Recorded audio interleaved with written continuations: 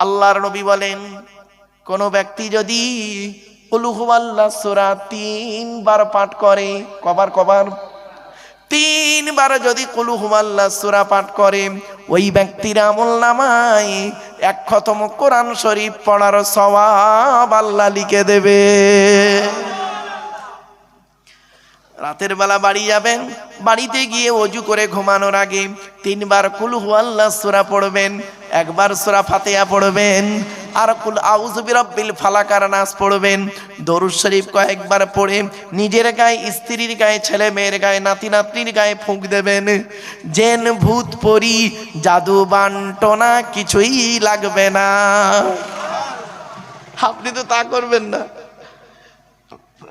আপনি এর বদলে তাবিজ করবেন, তাই তো?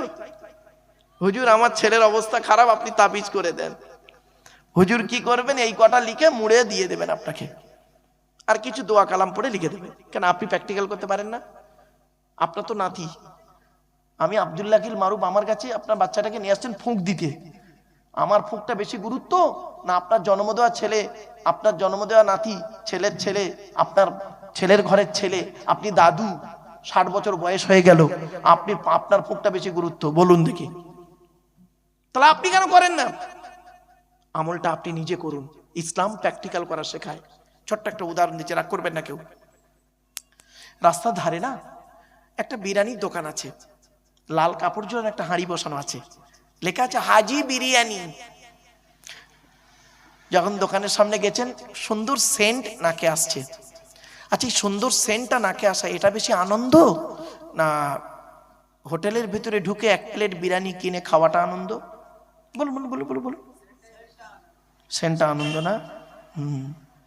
বুঝলাম। খাওয়াটা বেশি আনন্দ না সেন্ট শোকাটা আনন্দ? ও বলছে সেন্টটা আনন্দ, খাওয়াটা বেশি আনন্দ, তাই তো? তা আব্দুল্লাহিল মারুফ কোরআনের আয়াত পড়ে বাংলা মানে করছে, আপনি শুনছেন, এটা বেশি আনন্দ না আপনি নিজে কোরআন পড়ে বাংলা মানে করতে পারবেন, এটা বেশি আনন্দ? বাড়ি থেকে ভাববেন। আমার কথা শুনলে হয়তো আপনাদের অনেকের কেমন কেমন লাগবে, কিন্তু না বাপ, ইসলাম এমনই ধর্ম, ইসলাম এমনই ধর্ম, প্রত্যেককেই শিক্ষা করাতে চায়, ইসলাম শেখাতে চায়, কোরআন শেখাতে চায়, কিন্তু মানুষ শিখতে চায় না, এটাই প্রবলেম। আর মুসলমানরা বর্তমানে, বেশ কিছু মুসলমান সমস্যায় পড়েছে, সকলে নয়, বেশ কিছু মুসলমান সমস্যায় পড়েছে দুটো কারণে। কি জানেন? 1 নাম্বার হলো না জেনে, আর 2 নাম্বার হলো ভুল জেনে। কি বললাম? না জেনে আর ভুল জেনে। না জেনে তো মরেছে, আর ভুল জেনে আরো বিপদে পড়েছে। আসুন একটা একটা করে বলি, বাড়ি থেকে ভাববেন। একটা ছোট্ট কথা বলে দিই, প্রিয়জন আর প্রয়োজন। কি বললাম বাবা, একটু বলেন? প্রিয়জন আর প্রয়োজন। সেদিন আমি MA সেকেন্ড ইয়ার স্টুডেন্টদেরকে পড়াতে এই কথাগুলো বলছিলাম, যে প্রিয়জন আর প্রয়োজন। তা বলছে স্যার এ তো মারাত্মক শব্দ। আপনি আল্লাহর প্রিয়জন হন, প্রয়োজন হবেন না। বিপদে পড়েছেন, আল্লাহকে ডাকছেন, আল্লাহ আমার বইয়ের পেটে বাচ্চা অসুস্থ, তুমি বাঁচাও। তুমি যদি বাঁচিয়ে দাও তাহলে আমি নামাজ কোনোদিন ছাড়বো না, আর হরদম মসজিদে দান করব।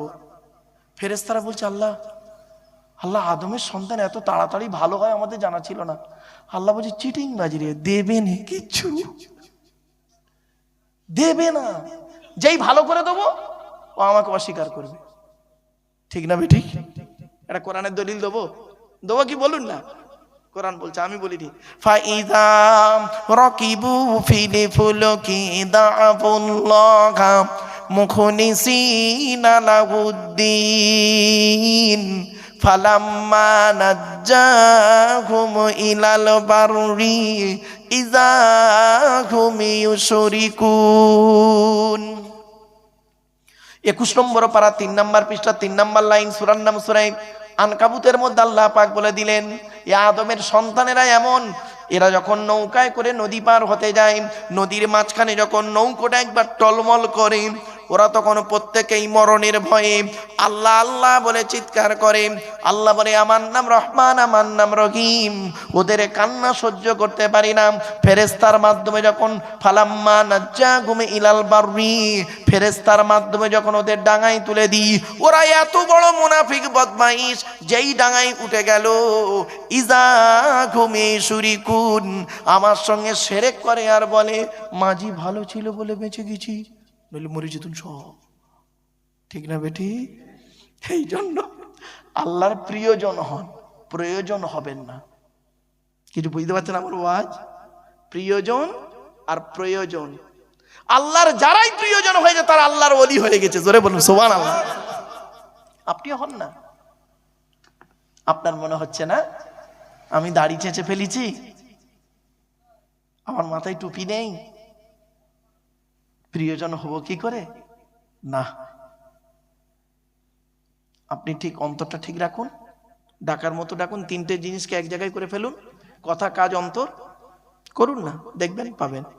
আরেকটা দলিল দিচ্ছি, ফাইদা মাসালে ইনসানা দুররু দাআনা লিজামবিহি আও কাইদান আও কাইমা ফালাম্মা কাশাফনা আনহু দুররাহু মাররা কাআল্লাম ইয়াদউনা ইলা দুররিম মাসসা। 11 নম্বর পারা 7 নম্বর পৃষ্ঠা 10 নম্বর লাইন, সূরার নাম সূরা ইউনূসের 12 নম্বর আয়াত। এ মানব জাতির যখন কোনো বিপদ আপদ দিই, ও দাঁড়িয়ে বসে শুয়ে, কটা ভাষা বললাম, দাঁড়িয়ে বসে শুয়ে কাকুতি মিনতি করে আমার কাছে কান্নাকাটা করে। আর যেই ওর বিপদ থেকে উদ্ধার করে দিই, এমন ভাবে বাজারে বুক ফুলিয়ে চলে ওর যেন কোনো বিপদই হয়নি। ঠিক না বেটি? এই জন্য আল্লাহর প্রিয়জন হন, প্রয়োজন হবেন না। একটা শব্দ বললাম, আর একটা শব্দ বলে দিচ্ছি, ভালোবাসা ভালো লাগা দুটো এক নয়। আমার ভাষা বুঝতে পারছেন বাপেরা? ভালোবাসা আর ভালো লাগা, আপনি ভালোবাসুন, ভালো লাগাবেন না। আরে ভালো লাগার কোন স্থায়িত্ব থাকে না। এই লোকটাকে আজ ভালো লেগেছে, এখন দুদিন পরে নাও ভালো লাগতে পারে। ভালোবাসাটা ওটা হয় না, ওটা চিরস্থায়ী। ভালোবাসা ভালো লাগা একটা শব্দ বললাম, আর একটা শব্দ কি বললাম? প্রিয়জন আর প্রয়োজন। আর একটা শব্দ বলছি, 3 নম্বর শব্দ, আর একটা বলছি, আবেগ আর বিবেক। আবেগ আর বিবেক। ইসলাম আবেগের ধর্ম নয়, ইসলাম বিবেকের ধর্ম। আবেগ নিয়ে চলবেন না, আবেগ নিয়ে চলবেন না, আবেগটাকে ত্যাগ করুন, বিবেক নিয়ে চলুন। কথাটা মাথায় রাখুন। আবেগে এমন কিছু করবেন না যেটা আল্লাহ এবং নবী পছন্দ করেন না। ছোট্ট একটা উদাহরণ আপনাদের দিচ্ছি, মনে পড়েছে তাই বলছি। কদিন আগে আমি এই ডিসেম্বরে 25 সালের ডিসেম্বরে মুম্বাইতে গেছিলাম জলসা করতে। তো একজন কলেজের প্রফেসর, অমুসলিম, হিস্ট্রি প্রফেসর, খুব শিক্ষিত মানুষ উনি। দেখলাম ব্রাহ্মণ ঘরের সন্তান, কোরআন খুব পড়েন যা বুঝলাম। উনি আমাকে বলছেন, আমি আপনার একজন খুব ভক্ত, আমি আপনার লেকচার কন্টিনিউ শুনি।